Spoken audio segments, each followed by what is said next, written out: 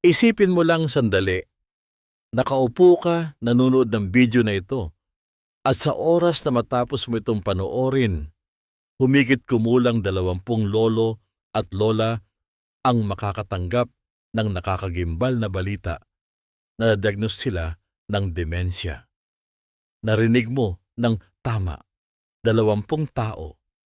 Katumbas iyan ng isang tao bawat 66 na segundo na unti-unting ninanakawan ng sarili nilang mga alaala.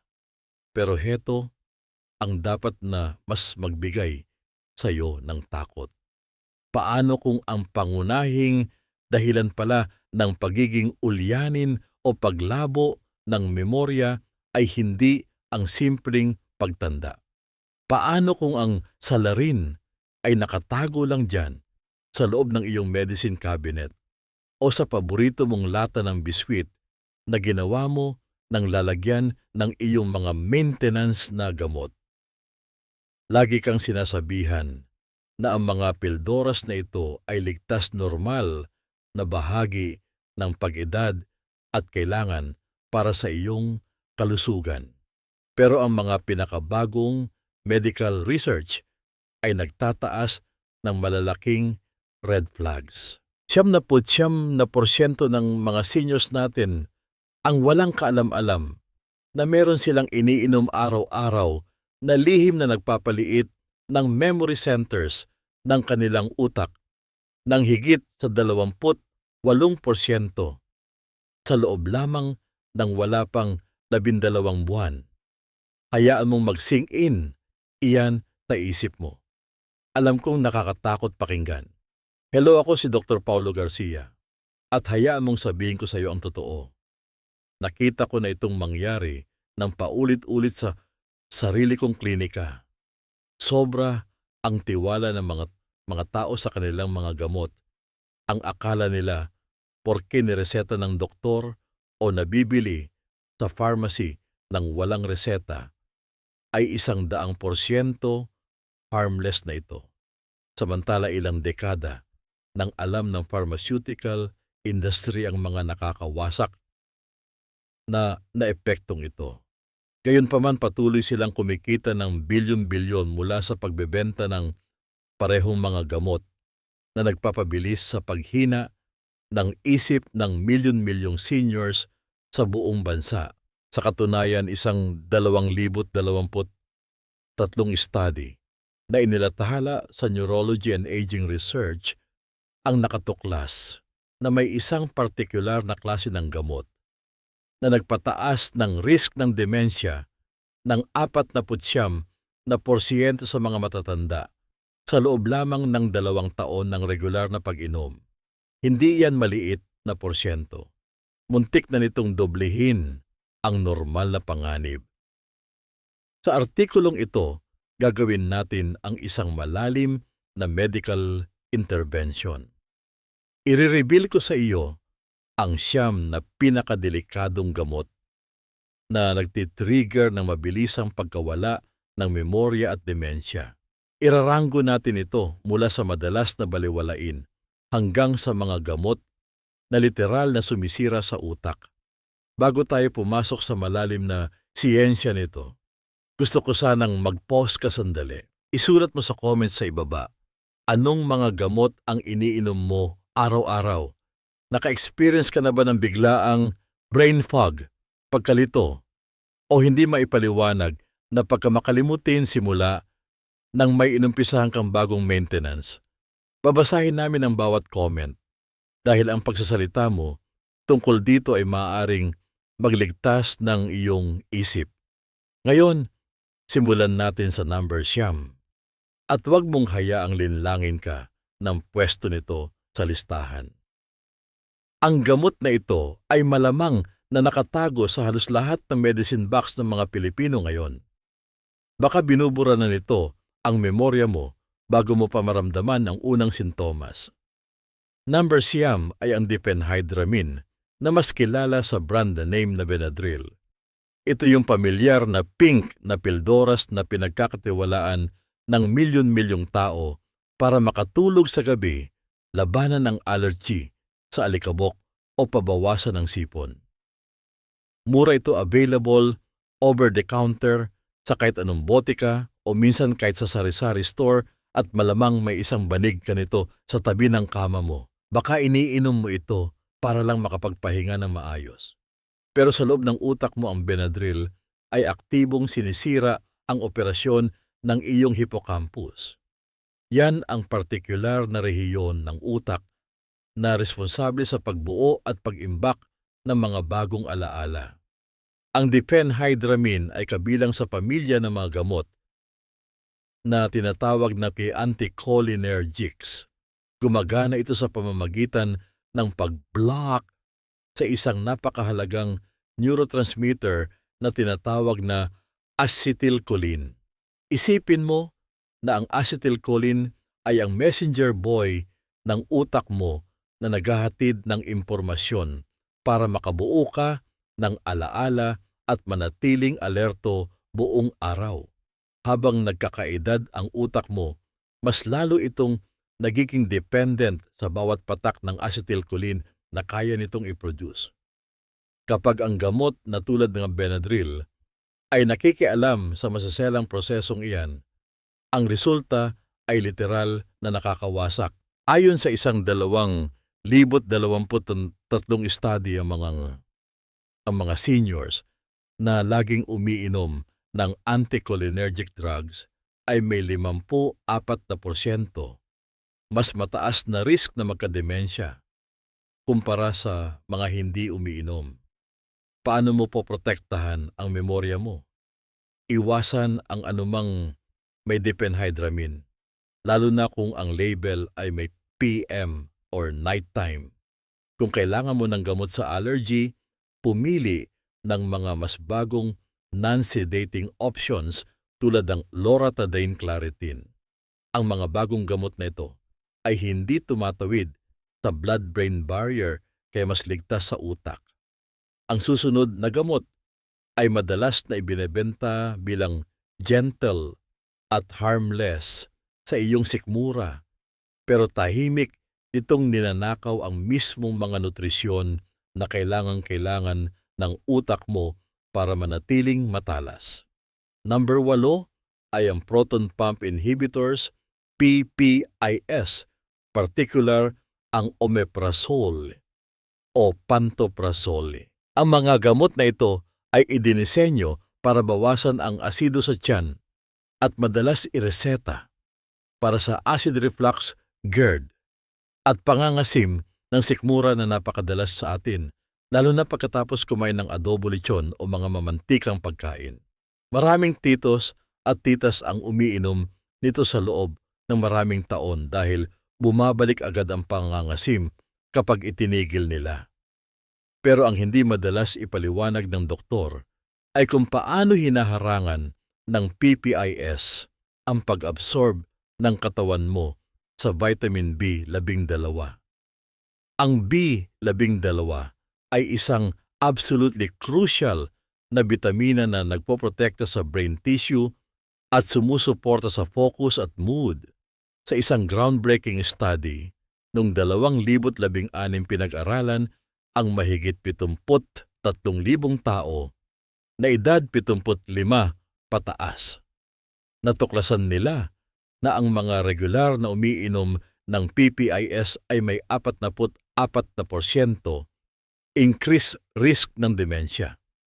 Sa sobrang pagpigil nito sa stomach acid, hindi na rin naa-absorb ng katawan mo ang magnesium at calcium na mahalaga para sa proper brain cell signaling. Kapag kulang sa nutrients na ito, ang mga neurons mo ay nahihirapang mag-fire ng tama na nagdudulot ng misfiring, pagkalito at pagkawala ng memorya na madalas mapagkamalang early signs ng Alzheimer's disease.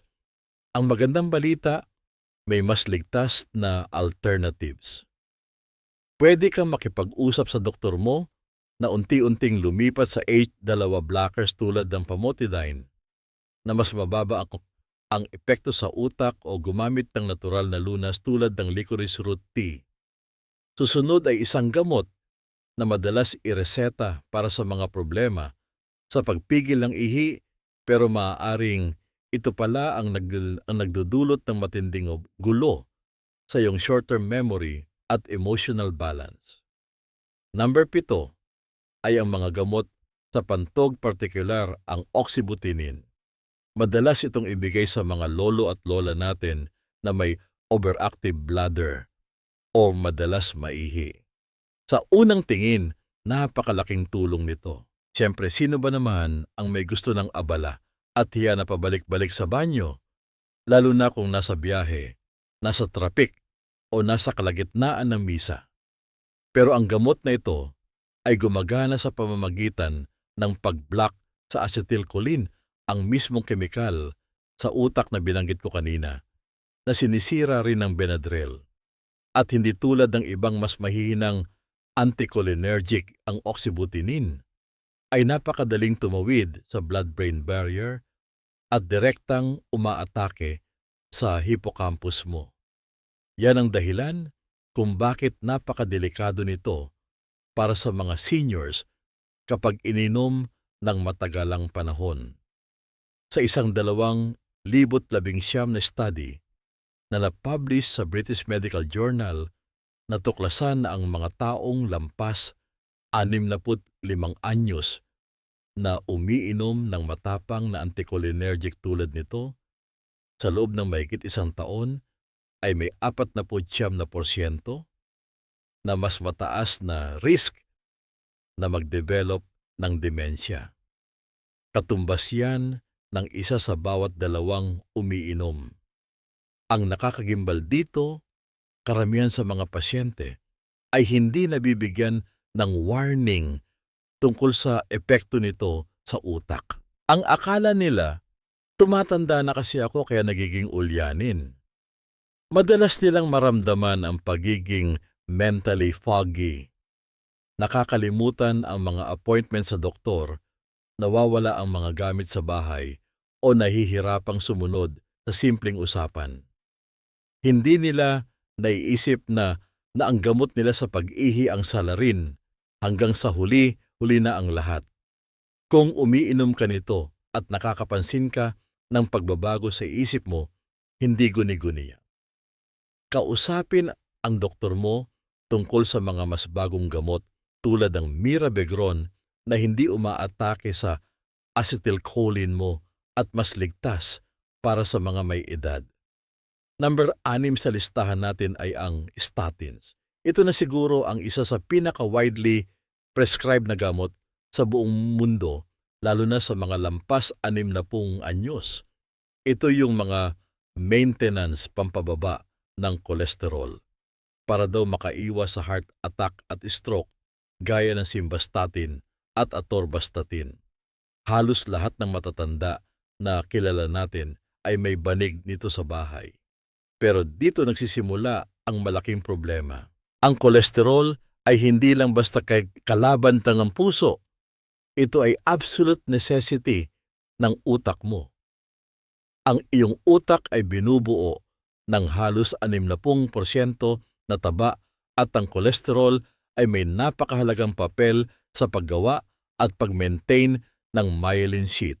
Isipin mo ang myelin sheath bilang balot o insulation ng kable ng kuryente na tumutulong para makapag-travel ng mabilis at maayos ang mga nerve signals sa loob ng utak mo. Kapag masyadong agresibo mong pinababa ang kolesterol mo, gamit ang matatapang na pildoras, literal mong ginugutom ang utak mo sa sustansyang kailangan nito para gumana ng maayos. Sa isang 2023 study sa Frontiers in Aging Neuroscience, nakita ng mga researchers na ang mga seniors na umiinom ng statins ng mahigit 3 taon ay may 26% higher risk ng mild cognitive impairment. Ang mas nakakaalarma, may mga pasyenteng nakakaranas ng biglaang pagkawala ng memorya, mga nakakatakot na sandali na hindi nila maalala ang pangalan ng apo nila, ang usapan na nangyari lang kanina, o kahit ang daan pauwi sa bahay na ilang dekada na nilang binabaybay. Tandaan, hindi lahat ng statins ay pare-pareho ang epekto sa utak. Ang mga gamot tulad ng rosuvastatin ay hindi gaanong tumatawid sa blood-brain barrier at itinuturing na mas safe. Kung ilang taon ka nang nakastatin at napapansin mong palagi kang lutang, laging nakakalimot o nalilito, baka panahon na para sa isang seryosong usapan sa doktor mo tungkol sa pagbabawas ng dose o pagpapalit ng gamot. Huwag mong hintaying maging irreversible ang damage. Pumunta tayo sa number 5, benzodiazepines. Ito ang mga gamot na pampakalma tulad ng diazepam Valium, alprazolam Xanax at lorazepam. Ito ay madalas ireseta para sa mga may matinding anxiety nervyos at mga hindi makatulog sa gabi. Gumagana ang mga ito sa pamamagitan ng pag-boost ng GABA, ang natural na calming chemical ng utak na nagpapababa ng overstimulation ng nervous system. Sa simula, parang himala ang mga gamot na ito. Pinapakalma nito ang nagkakarerang isip, tinatanggal ang panic attacks at pinapatulog ka ng mahimbing. Pero sa paglipas ng panahon, nagiging isang patibong ang mga pildoras na ito na hindi mo na matakasan. Isang 2,022 study sa British Medical Journal na sumubaybay sa mahigit 8,000 seniors ang nakatuklas na ang mga gumamit ng benzodiazepines ng mahigit 3 buwan ay may 51% increased risk na magkaroon ng Alzheimer's disease. Mas tumataas pa ang panganib sa mga long-acting na gamot tulad ng diazepam na mas matagal manatili sa katawan at naiipon sa mga taba kasama na ang tissue ng utak mo. Ang nangyayari ay isang uri ng chemical sedation na unti-unting nagpapabagal ng aktibidad ng mga neuron sa buong utak mo. Ibig sabihin, tumitigil ang utak mo sa mabilisang pag-absorb ng bagong impormasyon. Nawawalan ka ng emosyon, nagiging malilimutin at palaging nalilito. Inilalarawan ito ng maraming seniors na parang naglalakad sila sa loob ng makapal na ulap o fog, feeling disconnected sa realidad at pakiramdam nila ay hindi na sila ang dating sila. At ang pinakamalala, kapag sinubukan nilang itigil ito, ang withdrawal symptoms tulad ng matinding nerbiyos, panginginig at insomnia ay sobrang lala na pakiramdam nila. Kailangan talaga nila ang gamot. Hindi nila alam na ang gamot mismo ang sumisira sa kanila. Babala. Kung matagal ka nang umiinom nito, wag na wag mong ititigil ng biglaan dahil nakamamatay ito. Kausapin ang doktor para sa dahan-dahang pag-taper o pagbawas ng dose sa loob ng ilang linggo o buwan. Number 4 ay ang amitriptyline. Ito ay isang lumang klase ng antidepressant. Pero nakakagulat na hanggang ngayon ay madalas pa ring ireseta para sa chronic pain tulad ng matinding ngalay o tusok-tusok sa ugat, insomnia at migraine. Sa unang tingin parang multi-purpose na milagro ito. Pero sa ilalim ng surface, isa ito sa pinakamatapang na anticholinergic na gamot na umiikot pa rin sa mga botika ngayon. Ibig sabihin, matindi nitong hinaharangan ang acetylcholine, ang kemikal na nag-uugnay sa mga neurons mo para makapag-isip ka ng malinaw. Sa katunayan, sa sobrang tapang ng pag-block nito, ang pagkawala ng memorya ay hindi na lang basta side effect, kundi inaasahang mangyayari talaga kapag matagal mo itong ininom. Sa isang malaking pag-aaral noong 2015 kung saan pinag-aralan ang mahigit 3,400 na raang matatanda, nakita nilang ang mga umiinom ng high cumulative doses ng amitriptyline sa loob ng 10 taon ay may 54% mas mataas na tsansa na magka-demensya. Nakakatakot na ang karamihan sa mga pasyenteng ito ay iniresetahan lang nito para makatulog o mawala ang sakit sa likod. Tapos unti-unti nilang napapansin na hirap na silang humanap ng tamang salita, na sasabihin laging lutang at mahina ang konsentrasyon. Ang pinsala ay nangyayari ng walang babala. Walang malinaw na sintomas sa simula, kundi unti-unting pagbaba ng isip na parang natural na pagtanda lang, pero yun pala ay drug-induced cognitive impairment na sana ay naiwasan. Kung ikaw o ang mahal mo sa buhay ay umiinom nito, magtanong sa doktor ng mas ligtas na alternative tulad ng duloxetine para sa nerve pain o melatonin kumpara sa tulog lang. Ang number 3 ay ang paroxetine. Isa itong sikat na antidepressant mula sa grupo ng mga SSRI, selective serotonin reuptake inhibitors, na ginagamit sa depression at anxiety. Sa paniningin ng marami, isa itong moderno at mas ligtas na gamot. Pero heto ang kritikal na detalyeng madalas hindi sinasabi sa pasyente. Ang paroxetine ang kaisa-isang SSRI na may matinding anticholinergic properties. Ibig sabihin, nakikialam ito sa acetylcholine sa utak mo. Ang nag-iisang detalyeng iyan ang naghihiwalay sa kanya sa iba pang mas ligtas na gamot sa depresyon tulad ng sertraline. Ayon sa 2021 review sa Frontiers in Psychiatry, ang mga matatandang umiinom ng paroxetine ay nakitaan ng mabilis na paghina ng short-term memory, verbal recall at atensyon sa loob lamang ng unang 12 buwan. Bukod doon, 30% mas mataas ang tsansa nilang magpakita ng early warning signs ng cognitive impairment. Isang mapait na irony, inireseta ito para pakalmahin at patatagin ang mood mo, pero in the long run, tahimik nitong winawasak ang linaw ng isip mo at emosyon.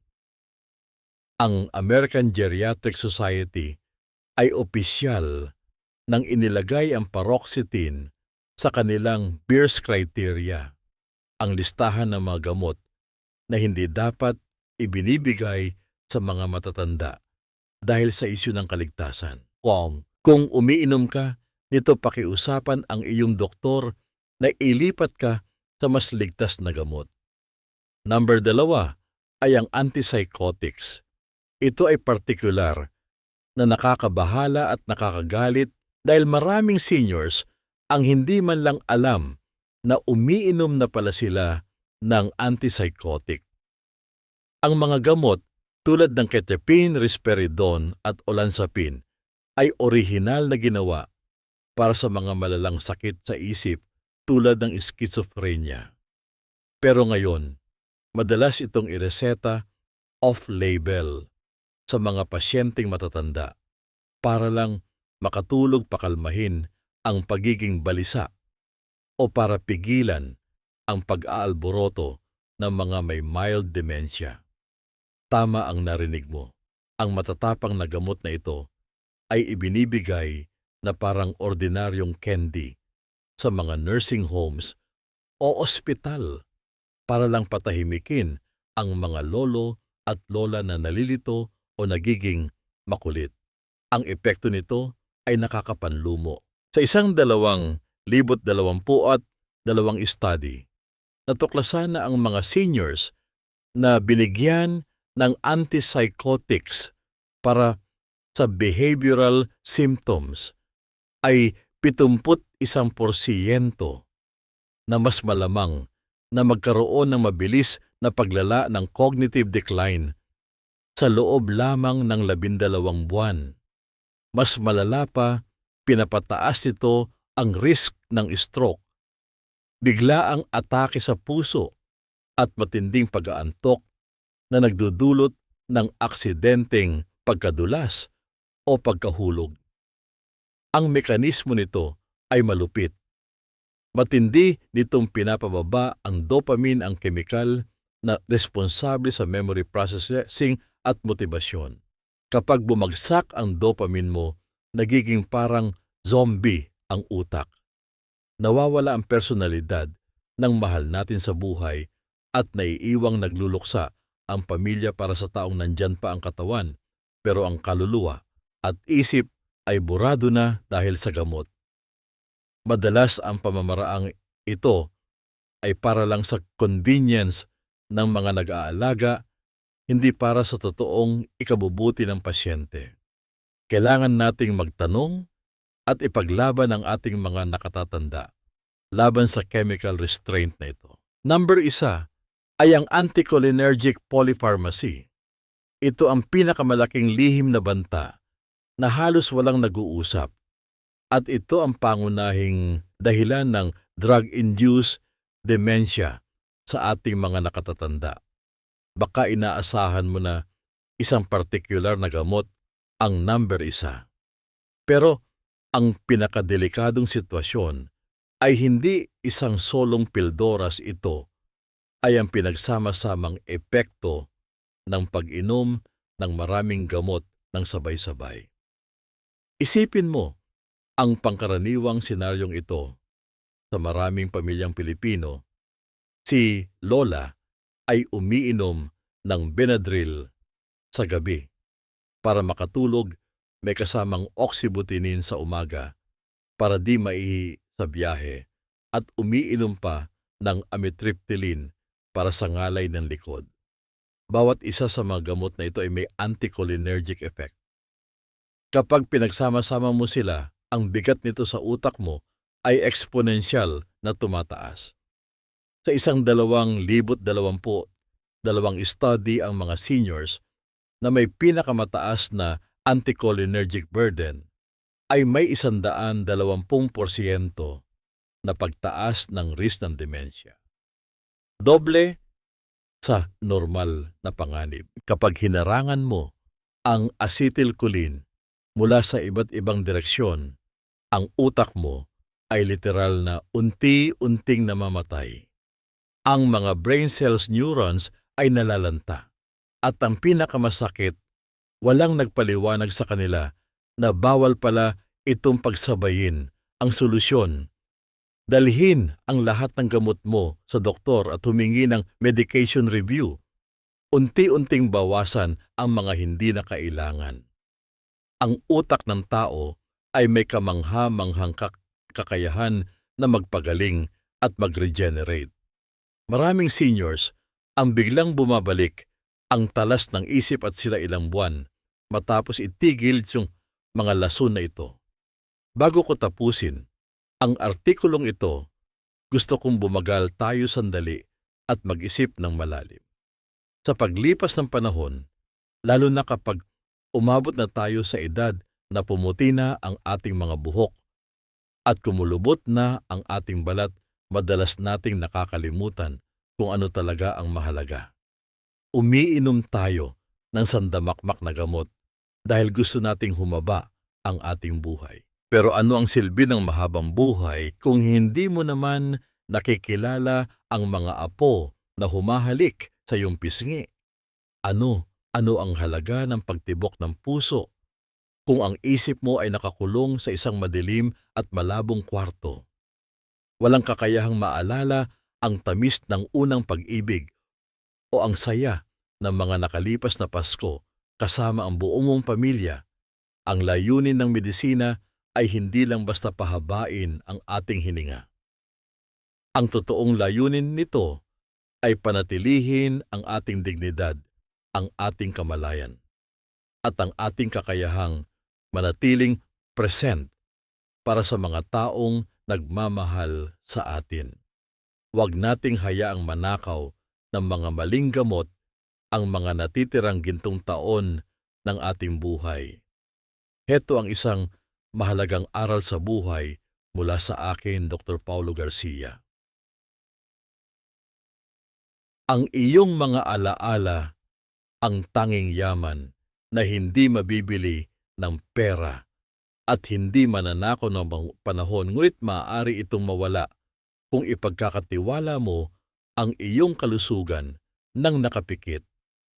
Maging matalino, maging mapanuri at piliin ang buhay na may linaw ng isip. Na gusto kong marinig ang kwento mo.